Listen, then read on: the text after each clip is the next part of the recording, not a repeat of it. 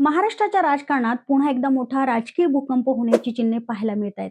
उद्धव ठाकरे यांच्या शिवसेनेतील 6 खासदार वेगळा गट स्थापन करून एकनाथ शिंदे यांच्या शिवसेनेत जाणार असल्याची सध्या जोरदार चर्चा सुरू आहे. जर हे घडलं तर हा फक्त 6 खासदारांचा विषय राहणार नाही, तर ठाकरे गटाच्या भवितव्याचा सर्वात मोठा प्रश्न निर्माण होईल. त्यामुळे आता सर्वांच्या मनात एकच प्रश्न आहे की शिवसेनेचं पुढे काय होणार. याच विषयाचा आपण आज सविस्तर आढावा घेऊयात. नमस्कार, मी शनाया. दिल्लीमध्ये शिवसेनेच्या संसदीय पक्षाची महत्वाची बैठक बोलावण्यात आली होती. लोकसभेतील 9 खासदारांपैकी फक्त 3 खासदार या बैठकीला उपस्थित राहिले, तर 6 खासदार गैरहजर राहिले. त्याआधी मातोश्रीवर झालेल्या बैठकीला देखील हे खासदार अनुपस्थितीत होते. त्यानंतर या 6 खासदारांनी वेगळा गट स्थापन करून शिंदे गटात जाण्याबाबत लोकसभा अध्यक्षांकडे पत्र दिल्याची सध्या चर्चा सुरू झाली आहे. या 6 खासदारांमध्ये परभणीचे संजय जाधव, यवतमाळ वाशिमचे संजय देशमुख, हिंगोलीचे नागेश पाटील आष्टीकर, शिर्डीचे भाऊसाहेब वागचोरे, ईशान्य मुंबईचे संजय दिना पाटील आणि धाराशिवचे ओमराजे निंबाळकर यांचा समावेश असल्याचं सांगितलं जात आहे. या सर्व घडामोडीनंतर उद्धव ठाकरे यांनी आपली रणनीती बदलली आहे. बंडखोर खासदारांची मनधरणी करण्यापेक्षा त्यांनी थेट मतदार आणि शिवसैनिकांशी संवाद साधण्याचा निर्णय घेतलाय. त्यामुळेच त्यांनी बंडखोर खासदारांच्या मतदारसंघात दौऱ्याची घोषणा केली आहे. आणि हा दौरा 21 जून रोजी ईशान्य मुंबईतील भांडूप आणि कांजूर मार्गापासून या दौऱ्याची सुरुवात करण्यात येणार आहे. त्यानंतर यवतमाळ, वाशिम, हिंगोली, परभणी, धाराशिव आणि शिर्डी इथे ते जाऊन कार्यकर्त्यांशी संवाद देखील साधणार आहेत. या दौऱ्यामागचा एक स्पष्ट उद्देश आहे की खासदार गेले तरी मतदार आणि शिवसैनिक आपल्या सोबत राहावेत. उद्धव ठाकरे यांच्या समोर सर्वात मोठं आव्हान म्हणजे संघटना टिकवण्याचं आहे.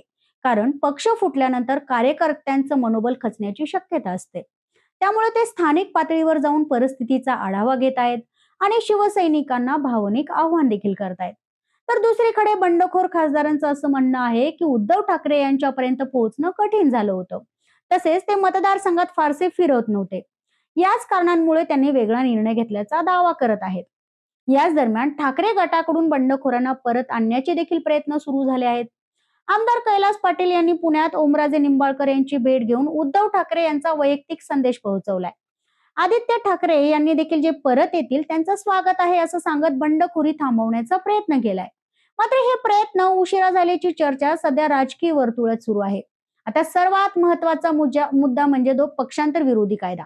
जर खासदारांची संख्या आवश्यक निकषांपर्यंत पोहोचत असेल तर त्यांना कायद्याअंतर्गत संरक्षण मिळू शकतं अशी सध्या चर्चा सुरू आहे. मात्र याबाबत अंतिम निर्णय संबंधित घटनात्मक प्रक्रिया आणि लोकसभा अध्यक्षांच्या निर्णयावर अवलंबून असणार आहे.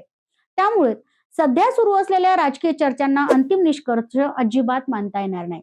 उद्धव ठाकरे यांनी शिवसेनेच्या वर्धापन दिनाच्या कार्यक्रमात बंडखोर खासदारांवर जोरदार टीका करत त्यांना गद्दार म्हटलं. तसेच सामान्य शिवसैनिकांचा आपल्या नेतृत्वावर विश्वास नसेल तर आपण पक्षप्रमुख पद सोडण्यासही तयार आहोत असं त्यांनी विधान केलं. आणि या विधानामुळे शिवसैनिकांमध्ये भावनिक वातावरण निर्माण झालंय.